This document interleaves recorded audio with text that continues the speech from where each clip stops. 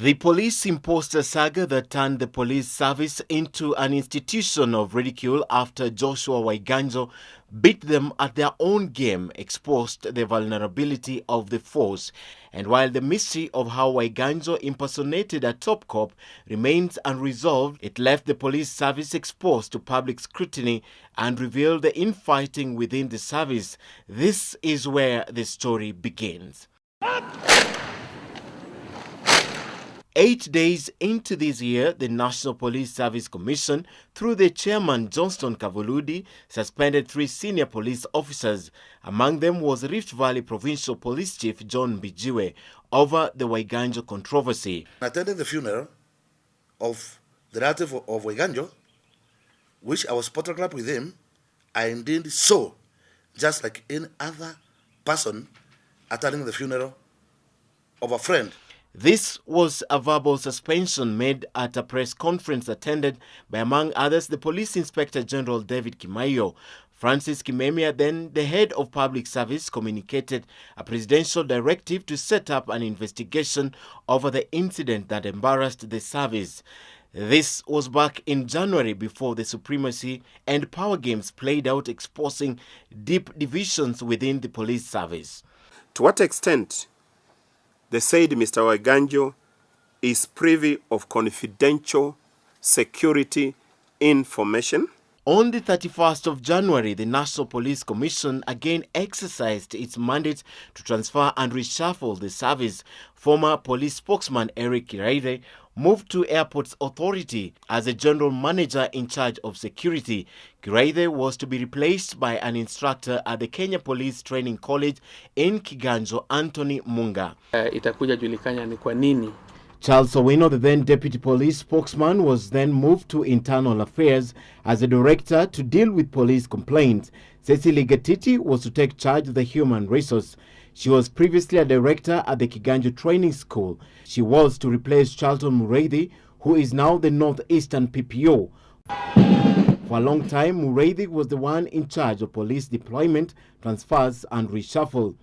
Sources at Vigilance House say the deployment was halted by Police Inspector General David Kimaiyo, who is now seeking for powers to transfer, appoint and reshuffle, which currently and explicitly rests with the National Police Service Commission.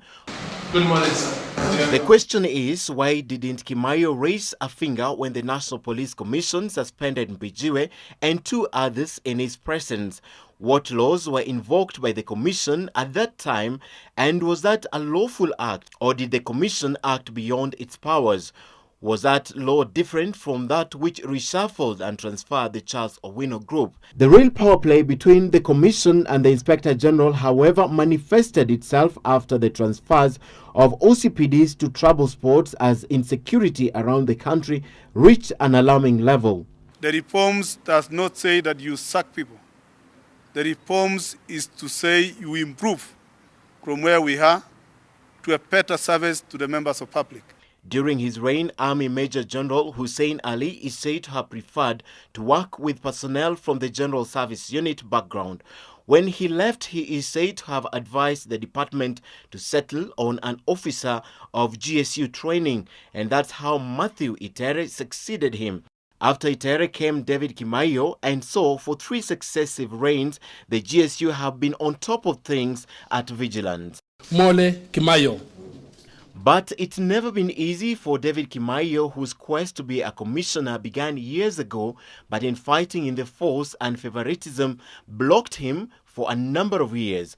After the coalition government was formed, Kimaiyo was unceremoniously moved to the Ministry of National Heritage as an assistant secretary before finding his way to the Kenya National Focal Point on Small Arms and Light Weapons as a coordinator.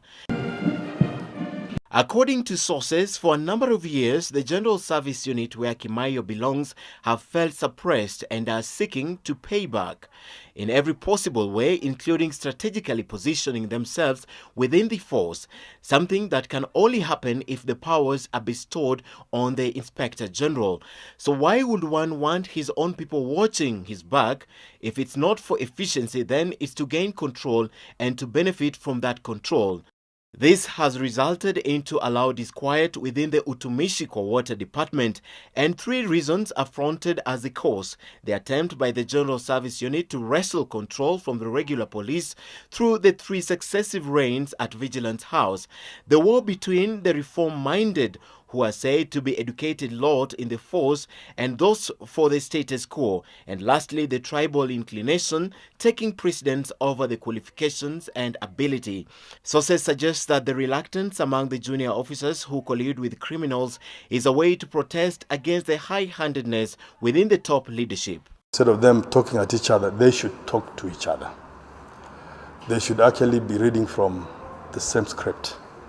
The Line Parliamentary Committee believes that David Kimaiyo should call the shots in every possible way, but that may also be the last straw that could break the camel's back.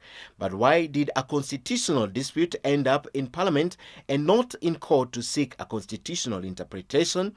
Many in the force would prefer that Kimaiyo's role remains as it is. Ken Mijungu, NTV.